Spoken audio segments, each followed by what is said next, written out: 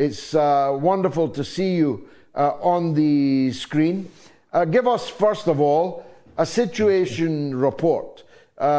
Describe the atmosphere and the multiple problems that you are now having to deal with in the aftermath of the genocidal frenzy that you've been through over the last 16 months. Hi, George. Thank you so much for having me first. So, just to tell you more about the situation, there are still many drones buzzing overhead. I'm here in the north of the Strip. I'm originally from Deir al-Balah in central Gaza. But today I've come here to do some reporting, but unfortunately the situation is literally dire. People are still crammed in very dilapidated places. They don't have homes, they don't have any tents, any caravans, because Israel has been banning the entry of those very much needed dwellings. At the same time, this is just a time where people cannot find enough water, enough food, specifically water. They need to walk in meters to get some liters of water, which is absolutely dehumanizing for them. And the sources available here for them are not enough. They are scant. And what people are doing is just trying to cope with the situation with no life means at all. And for children in particular who are still stranded in tents and uninhabitable shelters, they don't have any solutions. It's so cold here in Gaza, and people do not have blankets, do not have mattresses, and even the children themselves who have been through a lot during the last 14 months only have one piece of clothing on their bodies.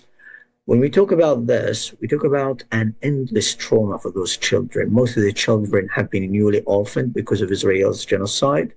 Most of the children, if not all of them, have many tragedies to recount, and they cannot really forget about the pain they have been through. And for me, it's the same. Nothing is different to every single one here in Gaza. But overall, what people are thinking about is that they're just determined and adamant to rebuild what was devastated in their neighborhoods. They're so connected with this land. They are really loving everything about it. I'm seeing signs of hope, signs of vibrancy around me, that people have rebuilt their shops, they have reopened their markets, their shops as well. And many makeshift stalls are dotting the streets at the moment. And just people are trying to get to a sense of normality that they were used to before October the 7th. But of course, like there was also an Israeli siege on Gaza before October the 7th and for 17 years. But because we really went from a very dark time to a darker time during the genocide, we really yawned for the pre-war time or the pre-genocide time. But it is still, Israel is still violating the ceasefire. It has killed 3 people on the ground in eastern Rafah early in the morning.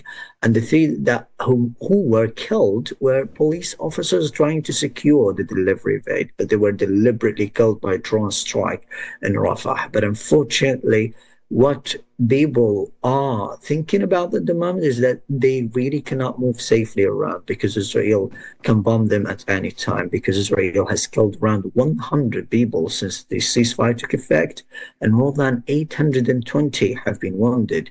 And this is just an outright violation of the ceasefire. How can we really handle such an incredibly devastating time where people don't have anything but just piles of rubble everywhere, and no heavy vehicles have been allowed at all, no needed devices and tools to remove the rubble and clear up the rubble and sweep up the streets have also been given the permit to enter Gaza.